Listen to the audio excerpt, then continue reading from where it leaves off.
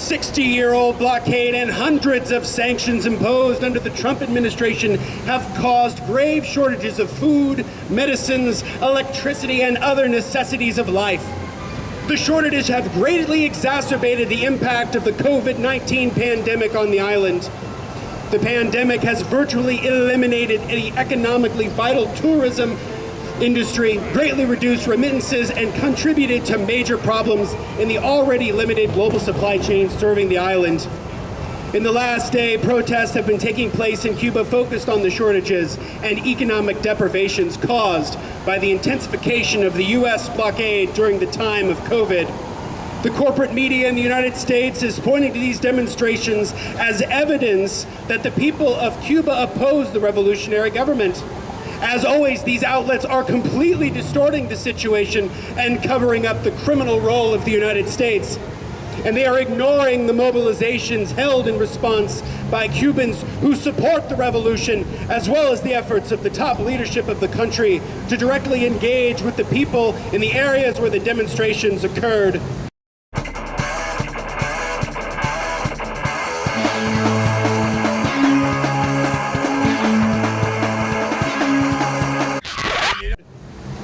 The United States has a long and bloody history of coups and quote-unquote regime change operations, including in Iran, Guatemala, Congo, Greece, Chile, Nicaragua, Afghanistan, Iraq, Yugoslavia, Libya, Ukraine, and elsewhere.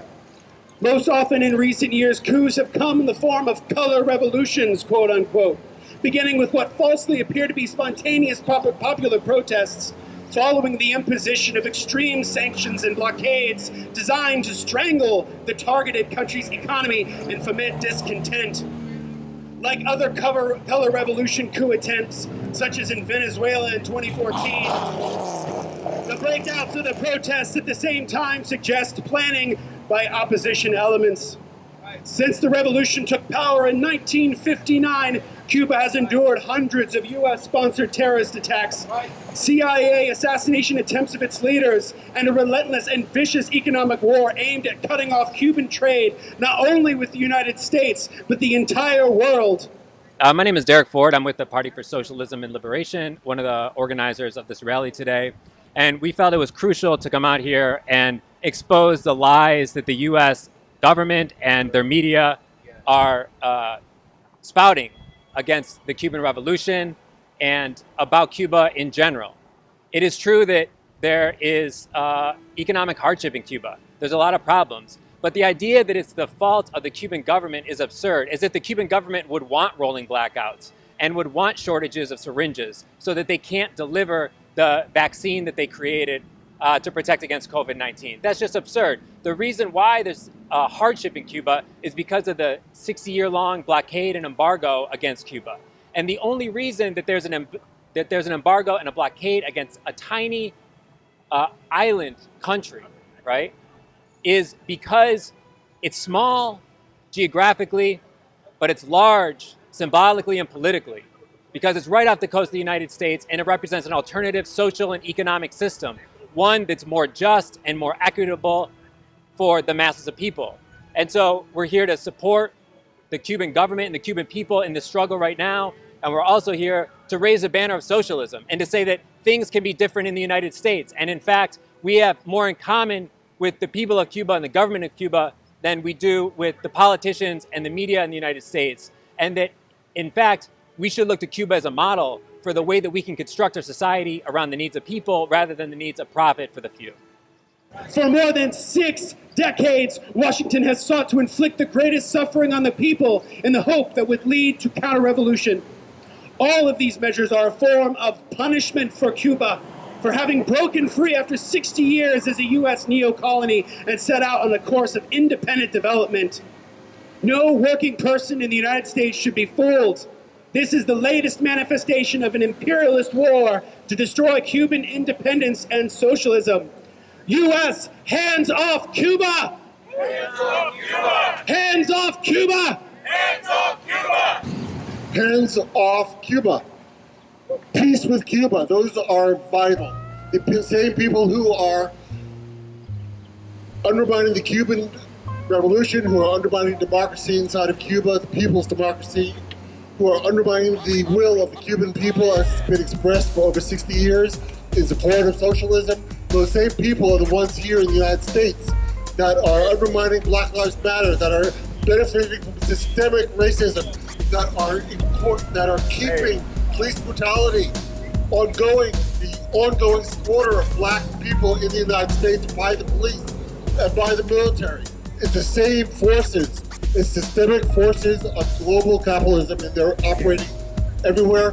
The people in the United States that are supporting this are also supporting the oppression of Palestinians. They're supporting the oppression of people around the world. Today, it is Cuba. We have to fight for the people of Cuba and demand that the United States stop the embargo, stop the undermining of socialism, and respect the dignity of the people of Cuba for self-determination of their national destiny.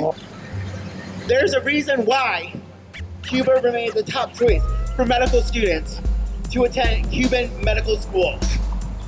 There's a reason why Cuba has sent out doctors to combat the COVID-19 pandemic to other countries.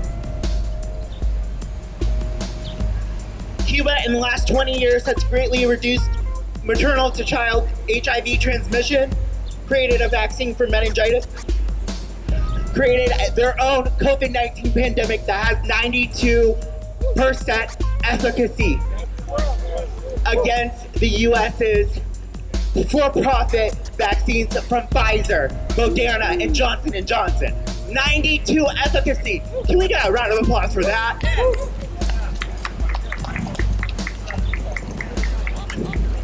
This is what happens when the government is made up of workers and puts the needs of the people over profit.